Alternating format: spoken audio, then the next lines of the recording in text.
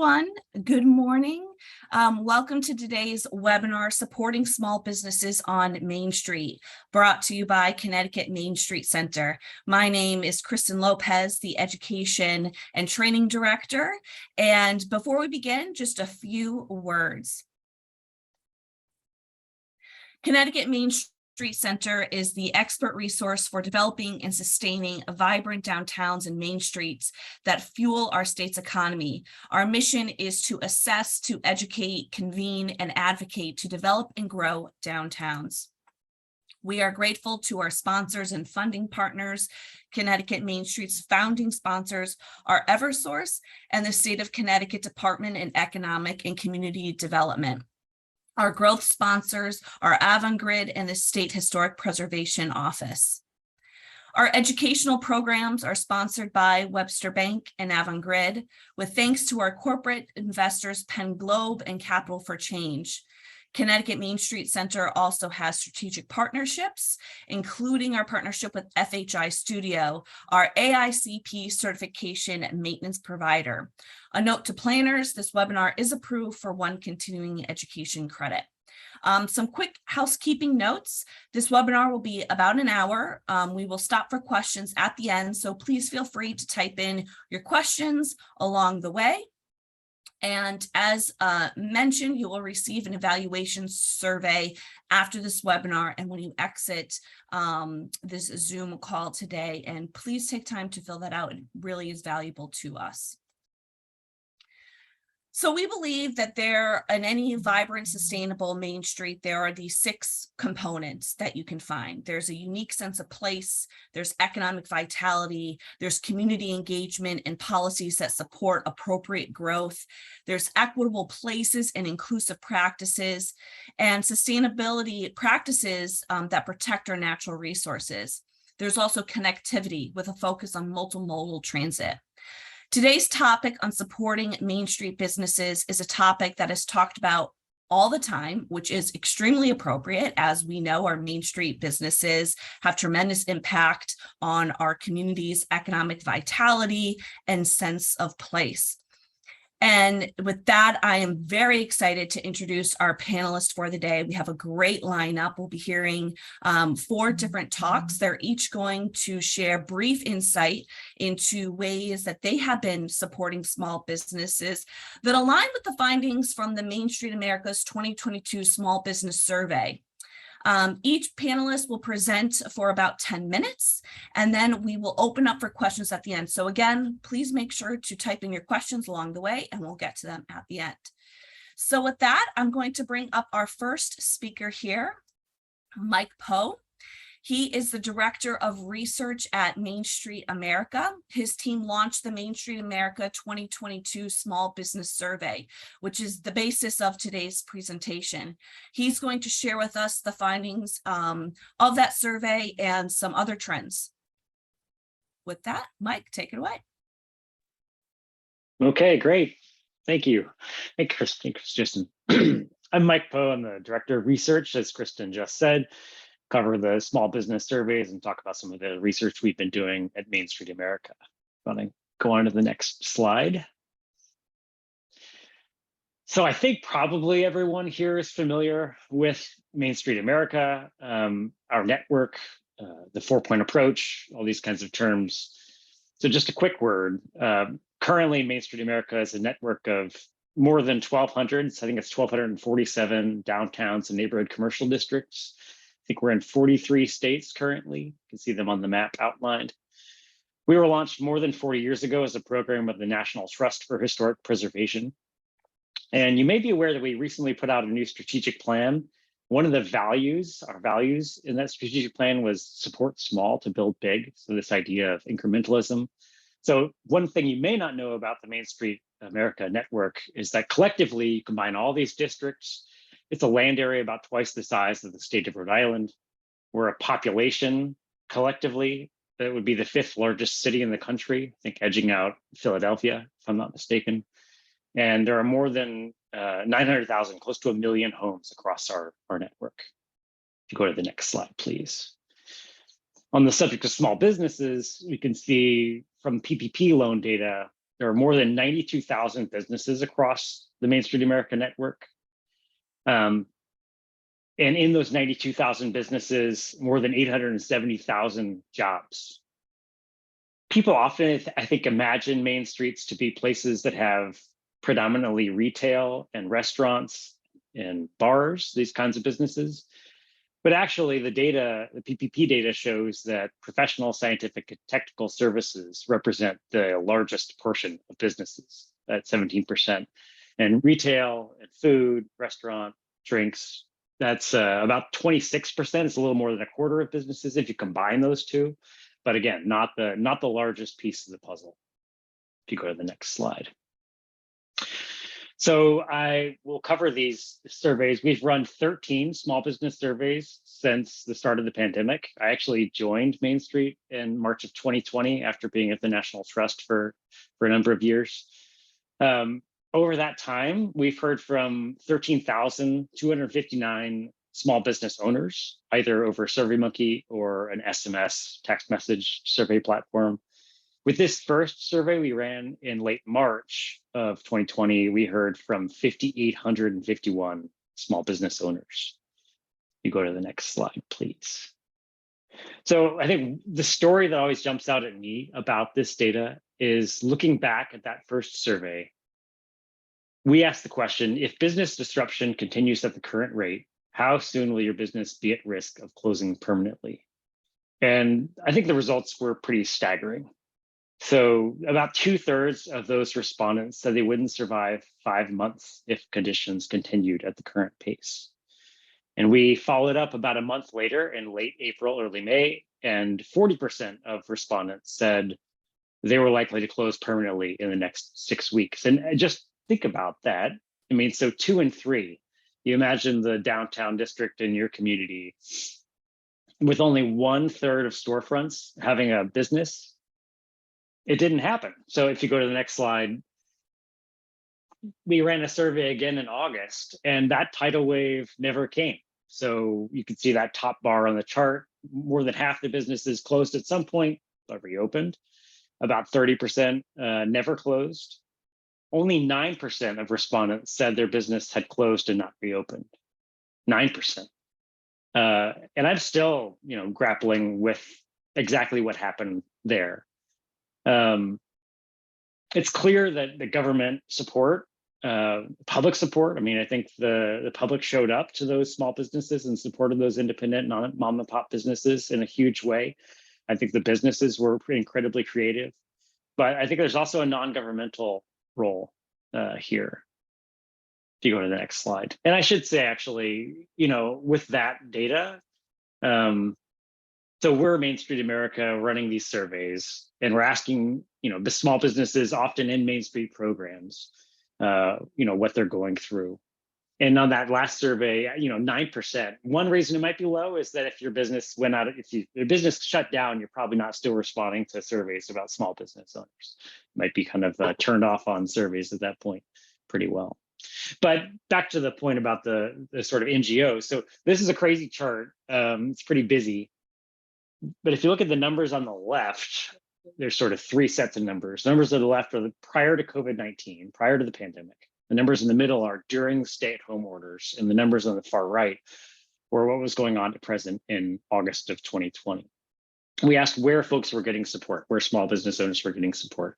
The top line, the dark brown, represents all those businesses that said they hadn't gotten any assistance. And sadly, that's about 1/3 of respondents.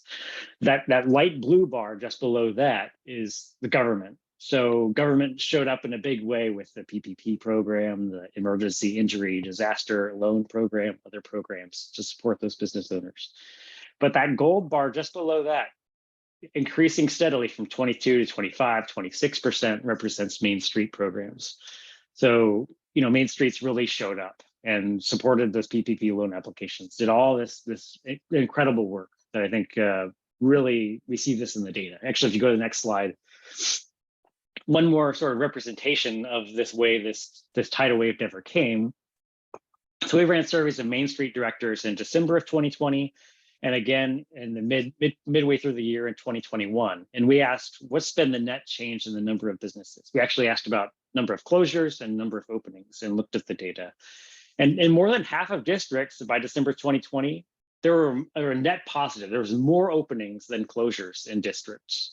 And by the middle of 2021, that number shrunk slightly, but you can see it's about, what is it, 33%, a third of respondents had actually lost businesses. The other 2/3 were stable or increasing. So something's happening here with just more entrepreneurial activity and businesses staying afloat. Go to the next slide. I'm going to turn now to our most recent survey of small business owners from this past March. We heard from more than 1,600 small business owners. And the chart on the left here shows the concerns that we asked about, the concerns that small business owners were feeling. And the blue bars represent the combined, very serious and major concerns. So the top two. You can see that most business owners had major or serious concerns about most of the things on the list. It's a long list. Things like inflation, workforce issues and challenges, cost of rent, supply chain. At the bottom of the list, the things that at the very bottom, it's still almost 42% said abiding by COVID-related regulations, not a major concern anymore. Retaining existing customers and clients. And the one actually right above that's interesting, e-commerce. Maybe we can come back to that Q&A. Go to the next slide, please. Just a couple more slides. So what types of support, we asked small business owners what types of support would they like to see offered in their location to help their businesses survive? And if you know the Main Street 4-point approach, where we focus on design, organization, promotions, and economic vitality, you see echoes of that in the top 4 responses here. So financial support, monetary support, obviously everyone could use that, especially small business owners in a time like the one we're in. District-wide marketing promotion, 56%. You can see about a third said organization, design. I thought the last one there, the incentives for facade improvements or energy efficiency improvements is interesting. Thinking about some of the changes that may be yet to come, the challenges on the horizon with climate change and energy crises, so on. To go to the next slide. I think this is my last data slide. So we also asked, which of the following types of tools or topics are you most interested in developing or strengthening? And you see, again, echoes of the previous point. Things aren't radical or super surprising here. But we get a little more nuance, we get a little more, I think, direction. So online marketing was the top response, 55%. Partnerships with other local businesses and business groups. Leveraging data shows up at 35%. Again, e-commerce, I'm kind of always surprised by how low that is at 25%. You can see the other responses on the slide. So if you go to the next slide, I think we just have some quick takeaways. So I think we all know the COVID pandemic has been hard for small business owners. And you probably sense that it didn't have quite the dramatic impact that was originally sort of talked about. I think the local Main Street staff and folks like y'all at the Connecticut Main Street Center, share some credit, should get some credit there. The concerns have changed. We're not so much talking about masking and hand sanitizer. Sorry, my kids call it hand sanitizer. Anymore. We're talking about things that are more basic to business and costs and keeping costs low. But I think small business owners continue to look for support in these core ways and in some interesting new ways with this sort of online stuff, leveraging data and so on. So I think the next slide just says my name and thank you. Looking forward to the rest of the presentations. Thanks, Mike, for that kind of grounding of what we're talking about today. I think it's really interesting insight and data. And so our next speakers are going to highlight some examples of replicable programs that align with what small businesses are asking for as found in the survey. Incentives and financial support, increased district-wide marketing and promotion, stronger organization of businesses in the area. And so we're going to focus just on those 3 this morning. And so first off, we have Julio Concepcion, the executive director of the Hartford Chamber of Commerce, who will be speaking to incentives and financial support Julio has led Hartford's very successful HeartLift program focused on helping property owners and small businesses get into storefronts. And so with that, Julio. Kirsten, thank you so much. Good morning, everyone. So over the last 2.5 years or so, we at the Hartford Chamber of Commerce have worked on a variety of programs and initiatives to really mitigate some of the effects that the pandemic had on our small business community. But I do, as Kristen pointed out, wanted to focus on one of those today. In early 2021, the mayor's office asked the chamber to help create a program that would leverage some of the ARPA dollars that the federal government had allocated to the city, specifically to activate some of the empty storefronts that were either directly caused by the pandemic or affected a property owner's ability to lease that particular space. So after months of meetings with property owners, city staff, and other stakeholders, we rolled out the HeartLift campaign in December of 2021. And as you can see on the slide, the mission of the program is really in partnership with the city to direct up to $6 million in ARPA funds to COVID-affected property owners throughout the city. So not just in downtown, but really in our neighborhoods as well, where property owners who were negatively impacted by COVID in their inability to secure tenants in their vacant storefronts would be eligible for a grant of up to $150,000 to help incentivize prospective tenants to take some of those empty storefronts. Next slide. As you can see, some of the program eligibility, we tried to make this as simple as possible. The grant funding is available to any property owners throughout the city that is in good standing and located obviously in the city of Hartford. So when we talk about good standing, they're not delinquent on real or personal property taxes or something like that. It's available for vacant or unleased ground floor retail space. And again, as I mentioned before, the grant has to be for property owners that were negatively affected by the COVID-19 pandemic, which is an argument that every single property owner in this city was negatively affected. And lastly, that the grant funding is available for a property owner that is actively working with a prospective tenant to fill that space. Some of the parameters around the program, the grant provided can only be used for build-out costs, FF&Es, of new ground floor spaces in Hartford. So it can't be an office space on the second floor. It cannot be used for taxes or payroll or anything like that. Property owners with vacant storefronts are eligible for a grant of $50 per square foot, up to $150,000. So the $150,000 is the max. It's $50,000 per $50 per square foot, depending on the size of your space. So if you have a 1,000 square foot storefront, your max is $50,000. Any grant awarded to the property owners in a designated downtown area must be matched 100% by either the owner of the property, the proprietor, or a combination of both parties. So there has to be skin in the game. When it comes to downtown here in the city of Hartford, it's a 1-to-1 match. So for every dollar that the property owner puts in for build out costs or the tenant, we match that with $1 ourselves.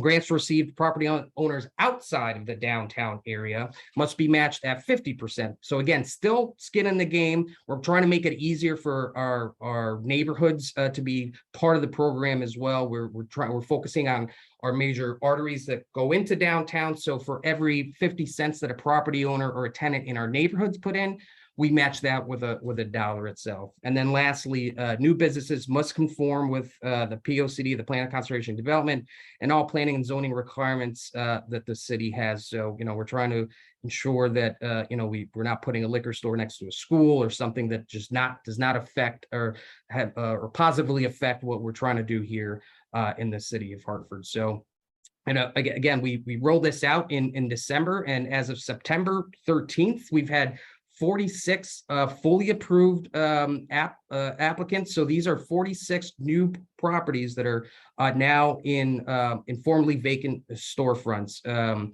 We've totaled the 46 applications equate to a little over $5 million worth of the ARPA dollars, with just a tad less and $3 million in downtown, and a little more of $2 million in our neighborhoods. From the get-go, we try to make sure we were as equitable as possible when it comes to downtown versus our neighborhoods. Downtown could have easily sucked up the entire $6 million, but we want to ensure that our neighborhoods had equal say in some of this grant that was going into the city. My favorite number out of all of it is that 72% of the new businesses that are going into these empty storefronts are either minority or women-owned businesses. Many of them have either used to live in the city, currently live in the city, but really wanted to give back and open their business in the city of Hartford. So we're super stoked about the impact it's had so far. Next slide. It'll be a little hard to see, but these are the 46 new businesses that we've identified so far going into the city. And next to obviously the number is the grant amount. These businesses really run the gamut. We're talking about a slew of new restaurants, a few bakeries, some coffee shops, a couple of breweries, some nonprofit service providers. We have some clothing and retail components. So it really does. It's a diverse group of individuals and businesses that so far have taken advantage of the program. And as you see in the bottom, we've allocated a little over $5 million. We're currently working with the city to discuss refilling some of the coffers as we're butting against the threshold for downtown, and we're still seeing a need for it, and people are still calling us about the program in downtown. So we're certainly working with them. So where we are now, next slide. Oh, and this is obviously we've had some really good press coverage over the last 9 months regarding the program, which has helped us immensely really market the program organically as word of mouth gets out there. And we've been working with a few specific municipalities in Connecticut that are interested in creating their own HeartLift program using some of the federal dollars. So Waterbury being one of them, Meriden as well, and talking to them about, and we've, happy to share any documents, happy to share any of the MOUs, the scope of works, all the legal documents that we had to work on, and sharing them with our partner municipalities here in the state. So where we are now, we've officially cut the ribbon on 6 of the 46 businesses that have been fully approved. Four Dad's Pub on Asylum, BP Cuisine on Main Street, Rundown, and Bloom Bake Shop on Pratt Street. Next slide, we have Secrets Bistro and Connecticut Lighting's gorgeous new center down in the South Meadows here in the city. Upcoming, we have over the next 30 days, we are expected to cut the ribbon on 6 more of the businesses that are listed there. Again, not just in downtown, but throughout the neighborhood. So, Capital Spirits, we have a ribbon cutting on Thursday. If anybody is in town, please join us on Pratt Street for that specific ribbon cutting. Drilling down a little bit deeper, when we were developing the program, we had a street like Pratt Street in mind, and Pratt Street is what you can see there. So for those not familiar with the street, it's a beautiful brick paved street that's now closed for vehicular traffic that's created a gorgeous promenade, a block long. But in December, prior to the rollout of the HeartLift campaign, we had 10 vacant storefronts on that street. The street's barely 500 feet long. So to have 10 vacancies on a block long commercial quarter in the middle of your central business district, it was a lot of darkness on that street. But since the rollout, happy to say that working with the property owners and some businesses and business owners, we've been able to lease all 10 of the storefronts, all of whom are in different stages of build out currently. As I mentioned before, they've both Rundown and Bloom Bake Shop have had their ribbon cuttings. Capital Spirits will have their ribbon cutting on Thursday, and several others throughout the next, I would say, 6 to 8 months on the street. Next slide. So lastly, we've begun to work on what we're calling phase 2 of the HeartLift program. One, next slide, is we started to be a little bit more strategic about the properties being funded, given the shrinking pot of funds that we have. So we're working with the city, we're working with neighborhood organizations and property owners for them to tell us, to identify to us some priority properties in their own neighborhood. So working with the merchants associations, with the NRZs, and having them tell us, what property, what commercial property would you like to see, and what would you like to see there? So working with business owners next to that, and looking at this specific property on Capitol Avenue, there's a great restaurant next to it. So working with that restaurateur and asking him, what would you like to see across the street that would help your business grow and thrive? So it's a little bit more of a targeted outreach effort that we're doing now.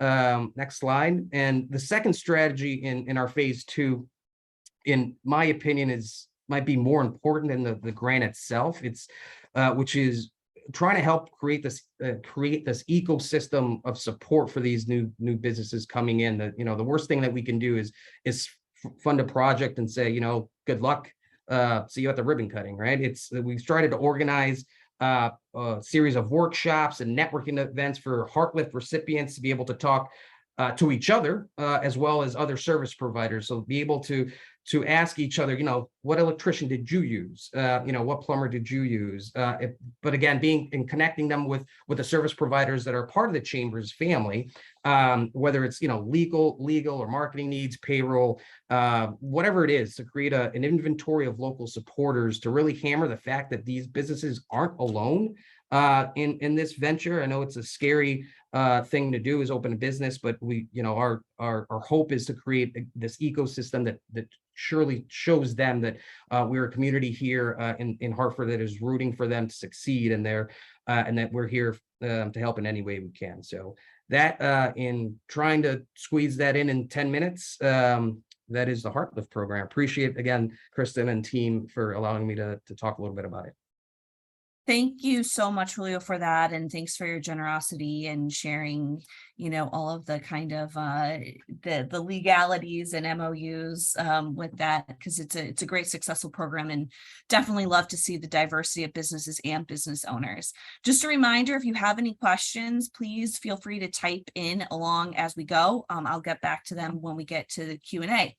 So our next speaker, we have Lauren Coakley-Vincent, the president and CEO of Bridgeport Downtown Special Services District, who will be speaking about the initiative and rollout of the increased district-wide marketing and promotion she led in 2019 and the impact that it has had on the district. So with that, Lauren. Well, thank you, and good morning to everyone. My name's Lauren. I run the Bridgeport Downtown Special Services District, and more commonly across the country, this type of organization is called a business improvement district. We're the exact same thing. We can go to the next slide. Gives a little overview of who we are and what we do. Downtown Bridgeport is a place where we have a great mix of ground floor and upper floor commercial, and then also increasingly, like many downtowns, a lot of residential coming through. So what a DSSD is, for those that are not necessarily familiar with it, is we are primarily funded with property tax assessment dollars. So in our physical boundaries of our district, the property owners pay an additional amount on top of their typical tax bill, and it gets directly reinvested into our services. And so we do 3 primary things: street cleaning, public safety, and then promoting the district. And today we're going to talk a little bit more about promoting the district with Colorful Bridgeport. But what I think this slide shows you is, we have, before we came up with Colorful Bridgeport, we had a lot of great assets. We just didn't necessarily tie them together and communicate them in a cohesive manner to the outside world. Because, again, similar to other urban environments, there's a certain perception of the quality and the safety of the experience in our downtown that is not consistent with reality. So we can move on to the next slide. So this is just, again, to reiterate the kind of range of our services and how we spend our day as a DSSD. It is really a lot of street cleaning. A lot of our downtown ambassador team are working hard every day to make the district look beautiful and feel safe. And I can't re-emphasize the importance of that enough. A clean district is a safe place, and they're very much interconnected. And the ambassador team is also, we're kind of exploring this rebrand of the ambassador team being called our colorful crew to sort of integrate the elements of our programming. But as you can see here, we do more than just clean the streets. We do promote all of the businesses on our Colorful Bridgeport platform. We've gotten involved in some grant programs, particularly during COVID, like many of my colleagues. We were able to help through the DSSD directly mobilize $40,000 in grants for storefront businesses. And then with the larger American Rescue Plan effort, with our colleagues at the city-wide level, mobilize much more, but for a large number of downtown businesses. So we can move on. I guess one last thing about that sort of services slide is we are really intentional about integrating the colorful Bridgeport tenants into everything that we're doing, all of our communication pieces, in the way that we, share information with the world. So just it all looks of one voice. And I sort of recommend that for anyone looking to explore changing up your marketing platform. So where we began with Colorful Bridgeport, I joined the organization about 5 years ago, and we had a different marketing approach, one that was more, I think, in the box thinking about how to promote the assets of the neighborhood, and just more standardized. But what became clear throughout my own sort of research process or joining the organization was we were missing out on really promoting the diversity of the city and the neighborhood. We have a heavy representation of arts and culture organizations, business owners, fine artists, performing artists, all the types. We actually have a affordable housing building in the middle of our downtown dedicated for artists. So, it's like a big kind of point to promote and point to celebrate that was just not as explicitly articulated in all of our external communications. So where we began was essentially with a foundational statement about what downtown Bridgeport is and what Colorful Bridgeport is to that place.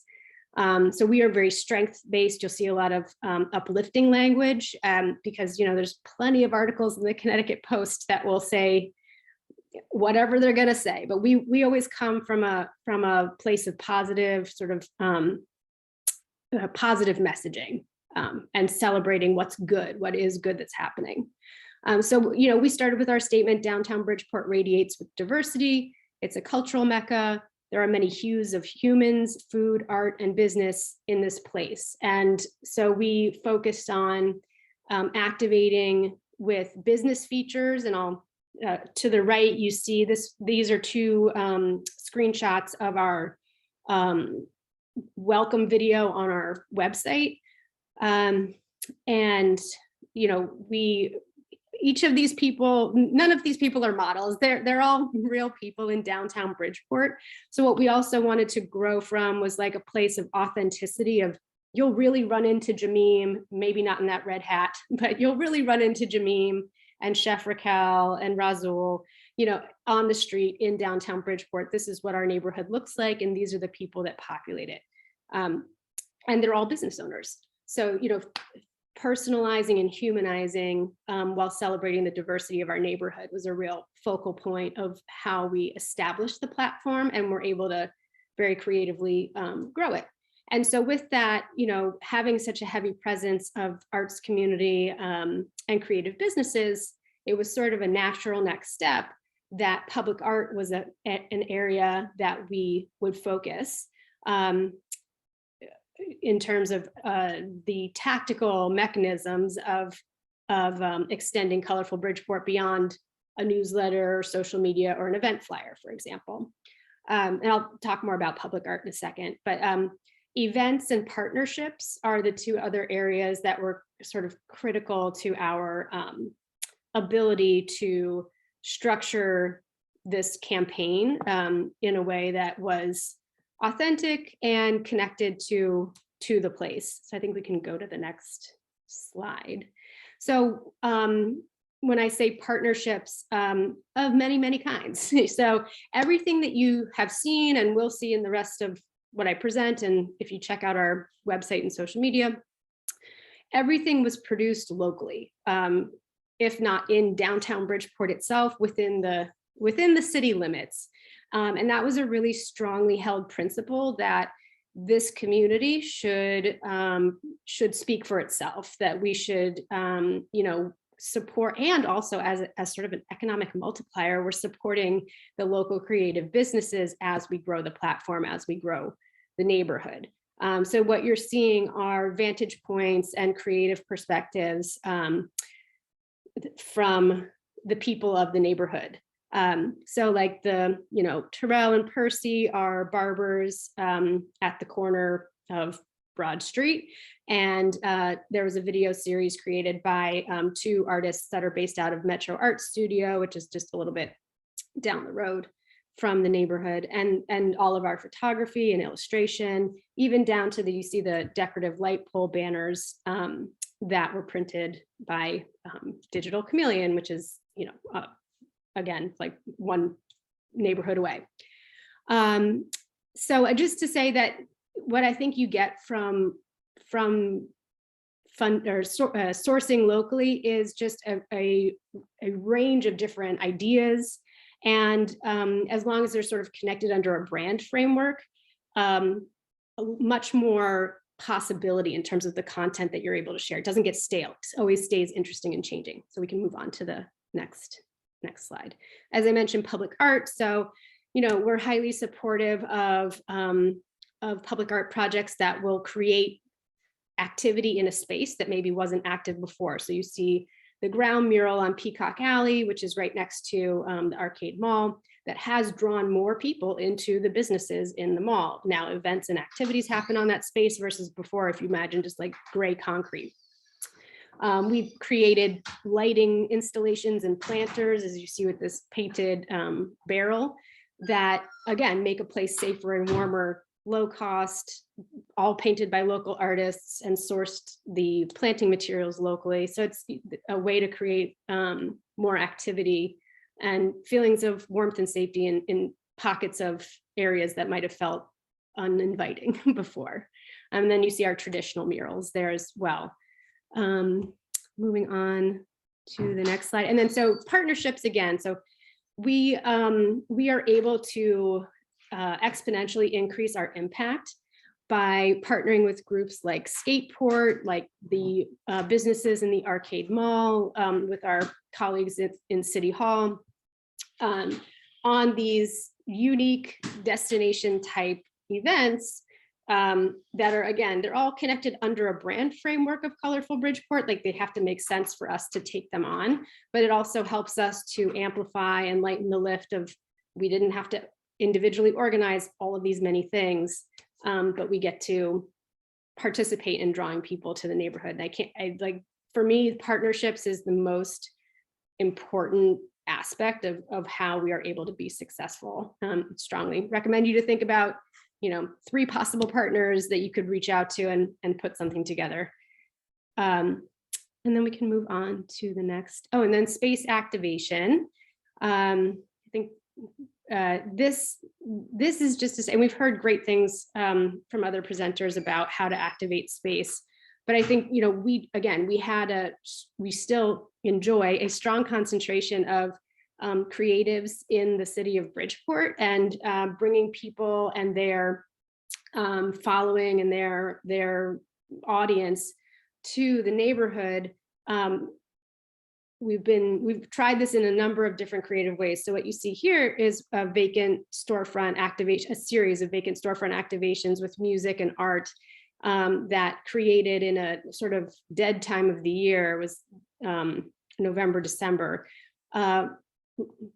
created liveliness in the place. We added lighting to each of the vacant storefronts to again increase feelings of warmth and safety in the neighborhood, and did bring, you know, a couple hundred people down to the downtown at a time of year when typically it is very quiet.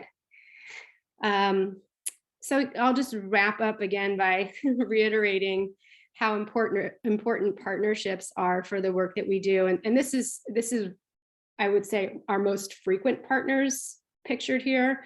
But there's probably a whole another 30 that we partner with periodically and from time to time based on whatever activity pops up.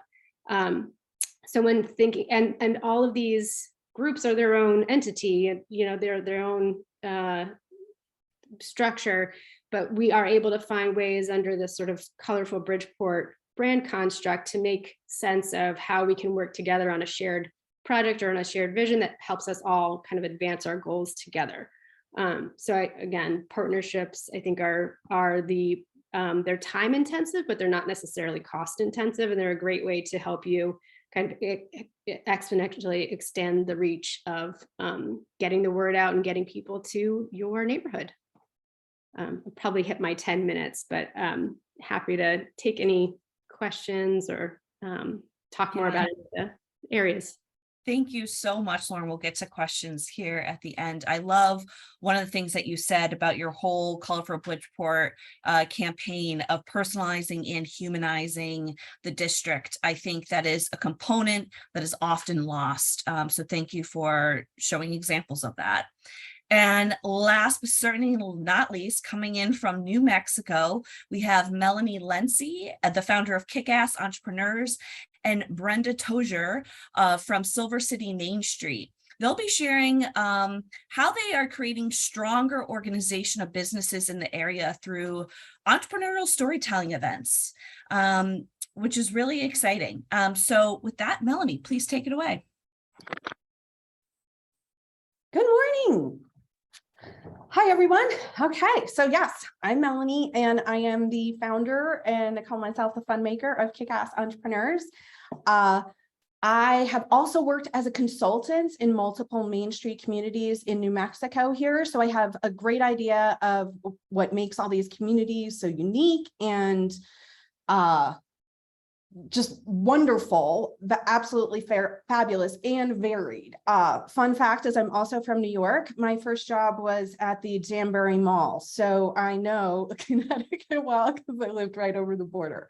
So, okay, what's Kick-Ass Entrepreneurs? So it's the name of the group that I started to host entrepreneur storytime events. And it's since become the name of this program that I put together so I can train others to learn from all of the mistakes and the wins that I had learned so that they can do the same in their communities. So we'll jump back to the beginning of the story.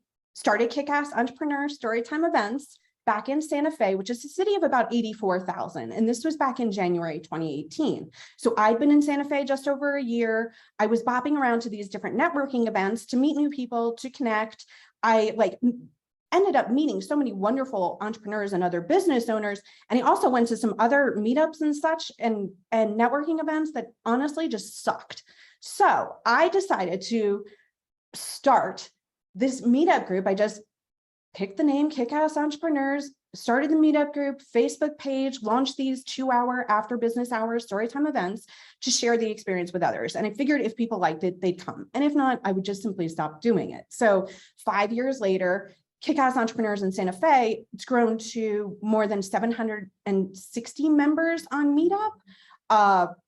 Our events are consistently attended by 25 to 65 local fans of entrepreneurship, curious community members, and ecosystem players each month. Sure, we started small, a dozen, 15, 18 at our first few stories, but then once we started to get buzz, ecosystem players and folks from the Office of Economic Development, the Chamber, the local accelerator program, they started showing up. I mean, the mayor was at a few of our events last year as well. So each event now feels like a little like a party because people are able to connect in a way that just doesn't often happen in a classroom or in some sort of like forced type environment. So the simplest way to explain storytime events is that it's a different local entrepreneur sharing their story at a different venue, which is a bar or restaurant each month.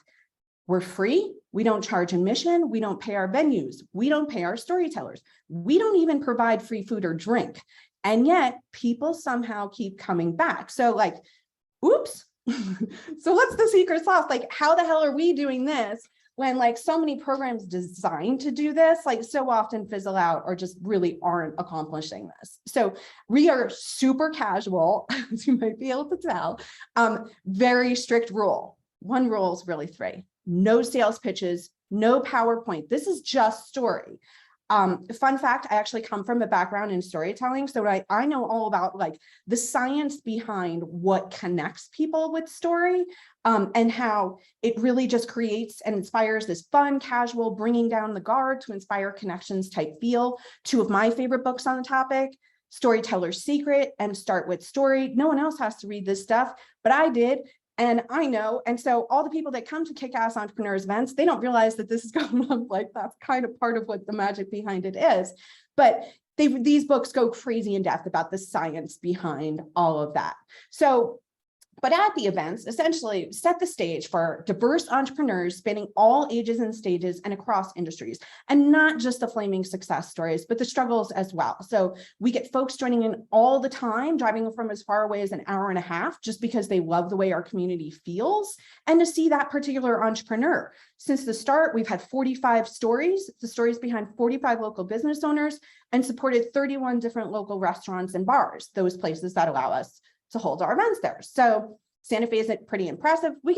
I've gotten to have multi-million-dollar founders share their stories, but we love just as much the stories of our smaller, like more niche businesses, like the ostrich farm, food tour company, vegan skincare company, card shop, gluten-free bakery, macaroon shop, bookkeeping and accounting firm, fish turkey, local food delivery service, and even custom doggy doors. And I mean, I could go on and on and on. Do I put our storytellers through some sort of training? No.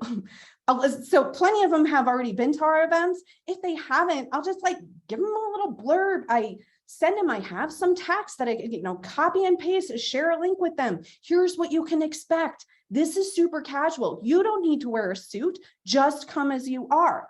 This really casual approach helps them feel really casual about it, helps bring down their guard, decrease any anxiety they might have about sharing, which helps them also to connect with the audience. And so our business owners really get a chance to share what's real, what's worked for them, and what hasn't. And this helps everyone in the room.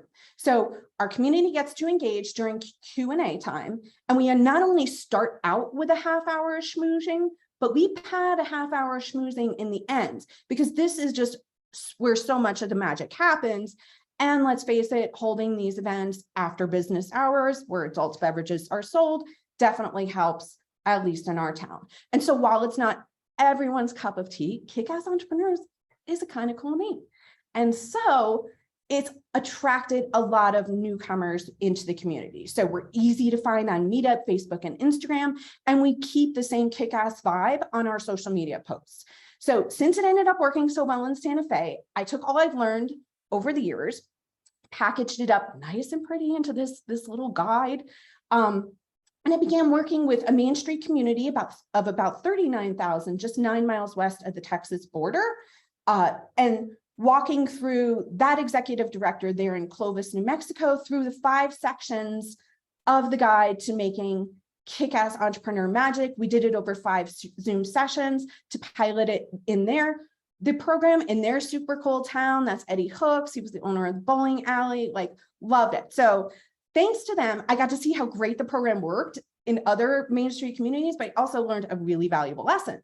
Because if the organization or office that's taking this on doesn't have the capacity or just has too much other programming on their plates, like we've heard it all before, and I'm just, I've seen it firsthand, then they're really just not able to be as consistent and like follow some of the tips and tools and things that I learned to really keep this going. Like even the pandemic, we kept it going over Zoom, which sucked. Like there is no other way to say that. It totally sucked, but people came back. They remembered us afterwards, and we did still appreciate the connection during that time. But thanks to them, I got to see how great it could work and what was wrong.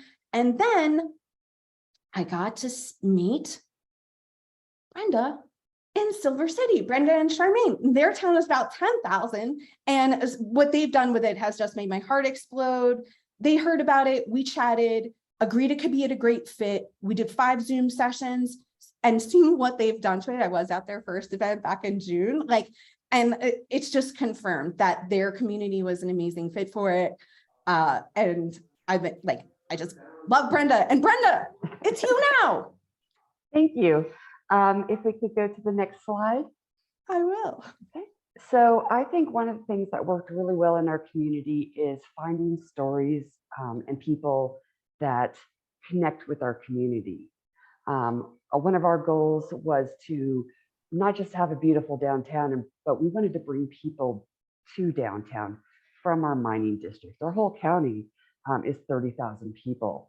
So if we just rely on the 10,000, in Silver City during the slow times of the year where tourism is down, we aren't able to support our downtown.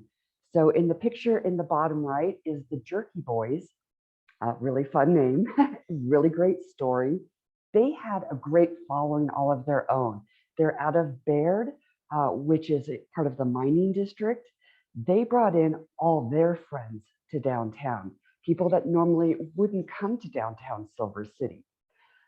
So that was our very first event, 35 people show up, which in our community is a huge amount of people to show up to an event, really. And so by bringing somebody in that the people connected with really helped to boost this up. The picture on the top left is Sam from Javelina Coffee House. She is a downtown, so we make a mix of downtown folks and people in the community, but it's always somebody that's fun, it's got a great story, and it's people that the community connects with. So that was, again, another one where we had about 35 people show up. Melanie, next slide, please. Absolutely. So really finding those people and stories that the community connect with was huge, to bring people who wouldn't normally come downtown to downtown, as well as publicity. Meetup is not a thing in Silver City. It just doesn't exist. But we have our newsletters, newspaper, believe it or not, here in our town, we do a newspaper release of each of our kick-ass entrepreneurs to let the community know, as well as Facebook events, and really throwing that out there all the time. Luckily, because we are such an old Main Street that started in the 80s, we have a great email network as well to let people know about these different events. And for our community, I think these have been really key. But it's been really great to see people that wouldn't normally come downtown to downtown, because in the end of the day, it's our locals that support our community.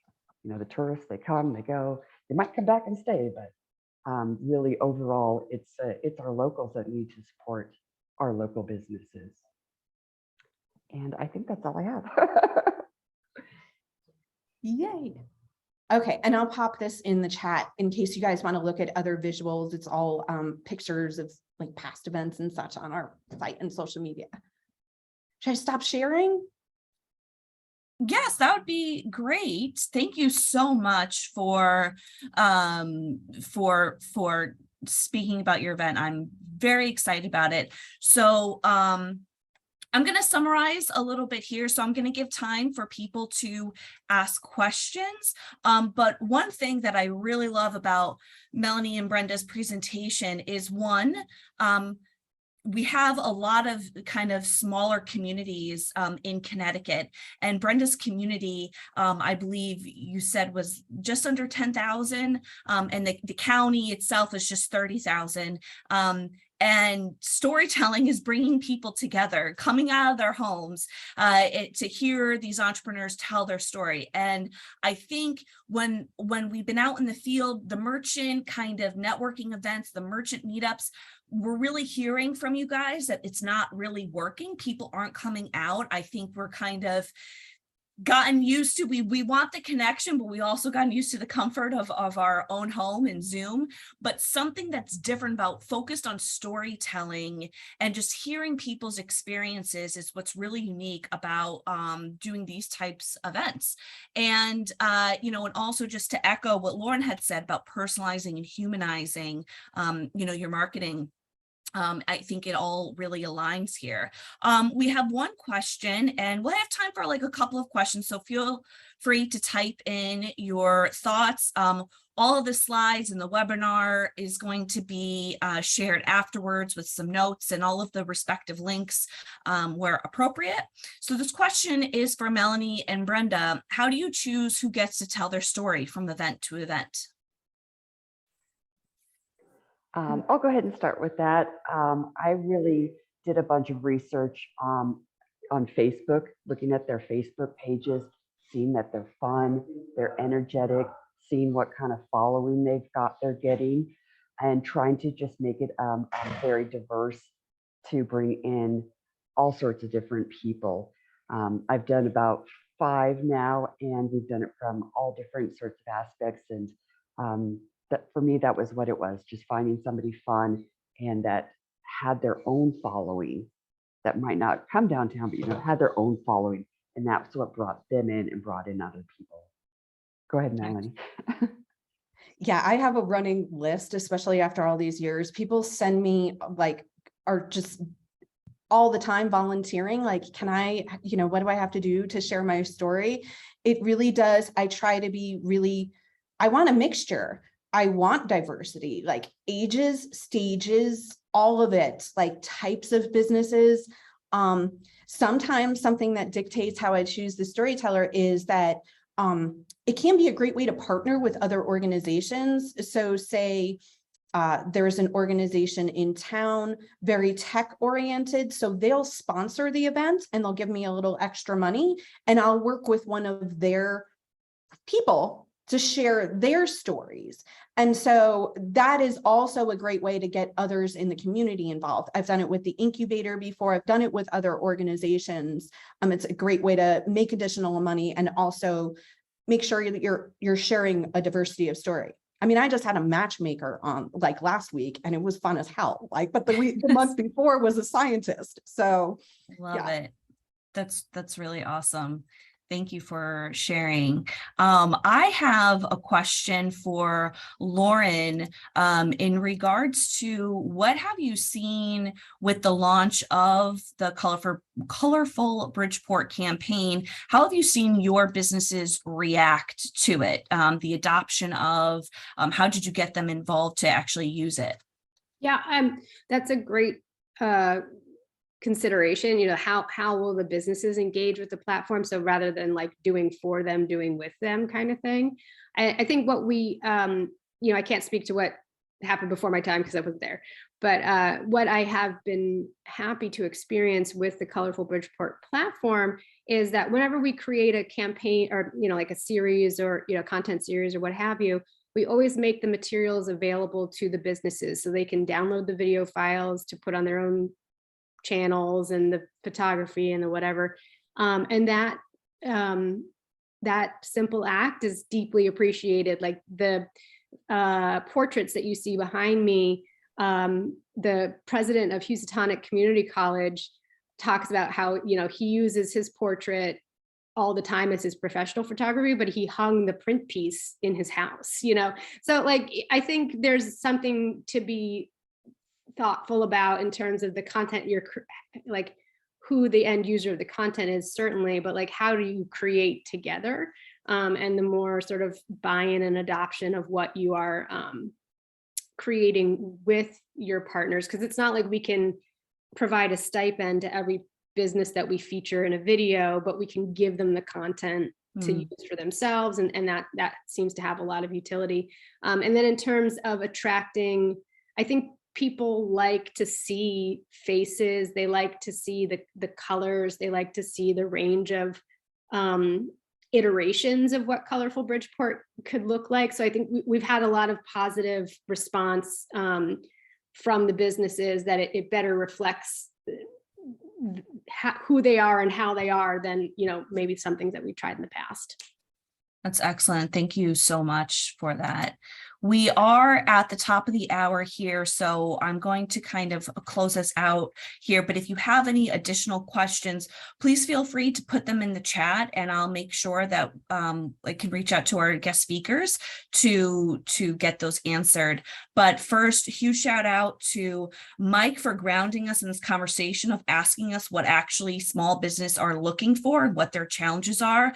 I think when we are creating new programs, we can't just be in our silos, especially if we're not a small business owner ourselves. We need to make sure we're developing programs and initiatives that small businesses actually want. So using data, resources from Main Street America is super important, but also asking, your business owners. And then from Julio, that great Heart Lift program that's working with property owners, but also the small businesses to fill vacant storefronts. It's kind of a win-win-win-win situation all the way around. So excellent program there. And he's offered generously to share kind of the inner workings of that program. Thank you so much. Lauren, who shared the importance of bringing together a branding and marketing program that highlights the assets, not just the physical assets, but actually the people. And then, with Melanie and Brenda kind of almost seamlessly aligning with what Lauren was talking about, bringing in storytelling events, not just the traditional networking events where people are trying to, find something from someone, but bringing together by people's stories and experiences is really, really excellent. So thank you so much to all of you for sharing.